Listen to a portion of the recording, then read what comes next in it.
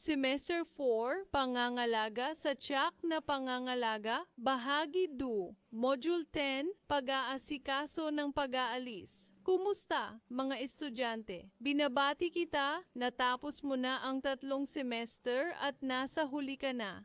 Napaka-excited ko na kasama kayo sa paglalakbay na ito.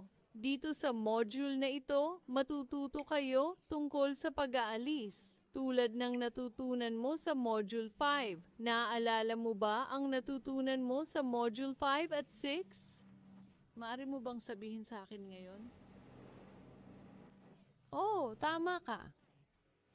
Ito ay tungkol sa pagpapakain. Iyon ang pagpasok. Dito, matututo tayo tungkol sa pagdumi. Iyon ang paglabas. Pakiusap na panoorin ito dahil isa ito sa pinakamahalagang pangangalaga. Ngunit ang suporta sa pag-CR ay itinuturo dito at kung paano hawakan ang pag-aalis.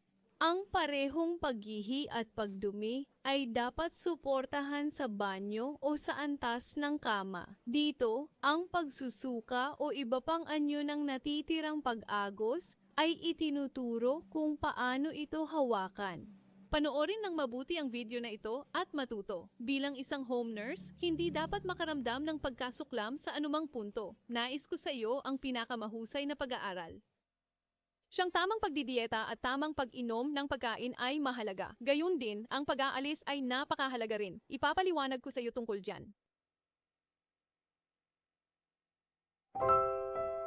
Hindi lahat ng pasyente ay makakahi, kaya kailangan natin silang tulungan.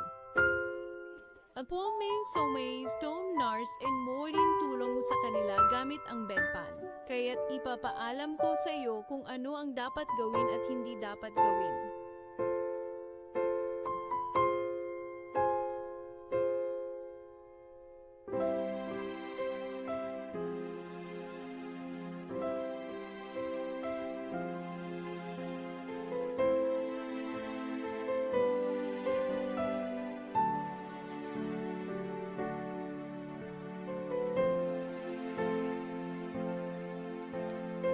Dapat nating ipaalam sa mga pasyente kung ano ang gagawin natin kapag kinukuha o inaayos ito.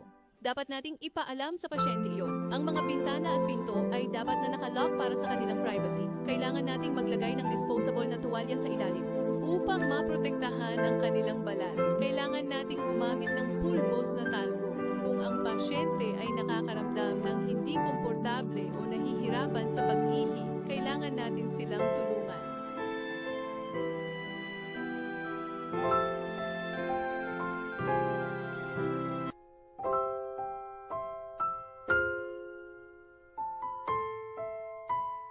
Pagkatapos ay kailangan nating tanggalin ang ating guwantes at maghugas ng kamay.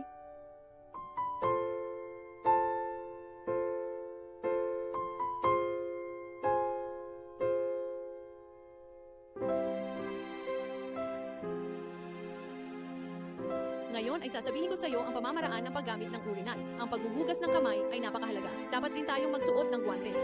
Muli, ang privacy ay mahalaga. Kailangan nating suportahan ang pasyente na iangat sila gamit ang tulong ng unan.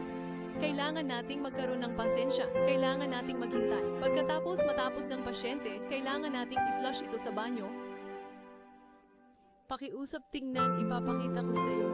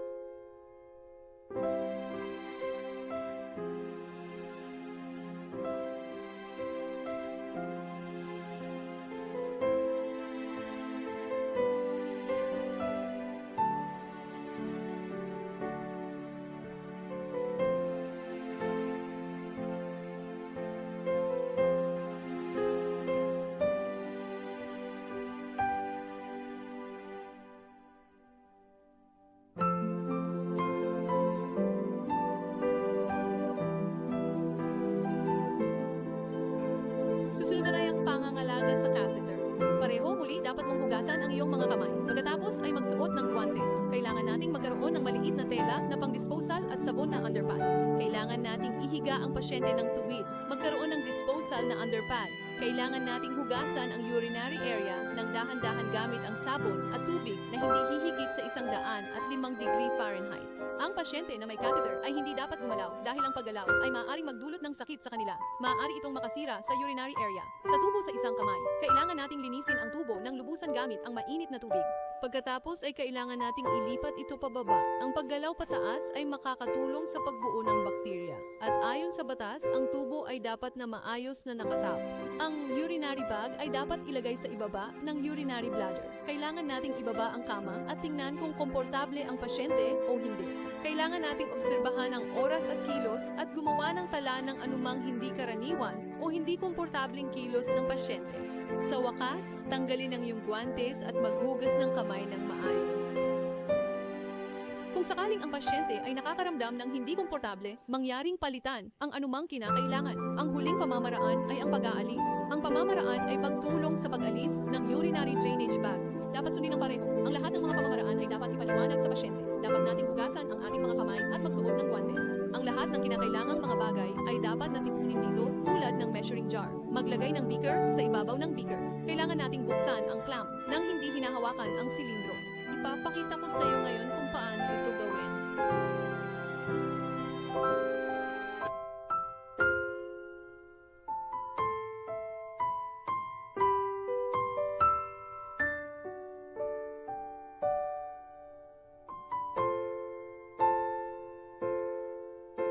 Kailangan nating linisin ang bag gamit ang alcohol swab. Kailangan nating sukatin ang dami ng ihi sa antas ng mata. Ang ihi ay dapat na itapon sa banyo.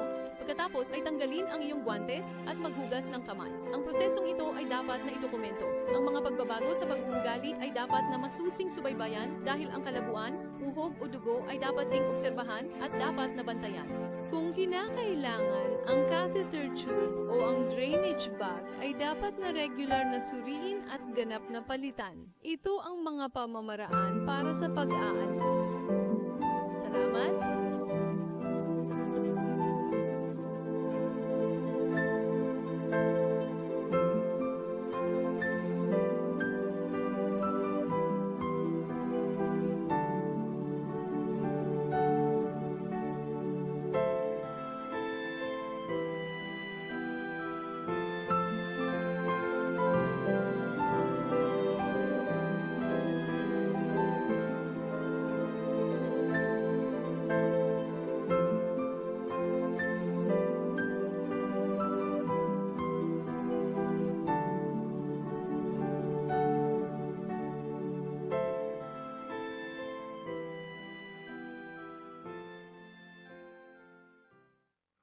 Kumusta? Nag-enjoy ka ba sa module na ito? Ang isang mabuting estudyante ay paulit-ulit na manonood, mag-aaral, magtala at magsanay ng kanilang natutunan. Na mayroong kasabihang Chino na nagsasabing, kapag naririnig ko, maaaring makalimutan ko. Kapag nakikita ko, naaalala ko. Ngunit kapag ginagawa ko, naiintindihan ko. Ang propesyon ng pag-aalaga ay hindi isang araw na gawain. Habang mas masigasig kang nagsasanay, magiging mas mahusay kang propesyonal at mamahalin mo ang trabahong ito. Pagkatapos mong manood ng ilang beses, kunin ang pagsusulit. Ikaw ay tatanungin para sagutin. Ang mga pagsusulit na ito ay upang matiyak na natutunan mo ito ng maayos. Tulad ng alam mo, upang makausad sa susunod na mga module at makumpleto ang 12 module at higit pa at makuha ang sertipiko, kailangan mong ipasa ang mga pagsusulit na ito at maging matagumpay na home healthcare aide. Kami bilang SVP Vishwa Vidyapat, nais naming maging matagumpay na propesyon sa iyong buhay. Salamat sa ganap na pag-aaral ng module na ito. Nais ko sa iyo ang pinakamahusay.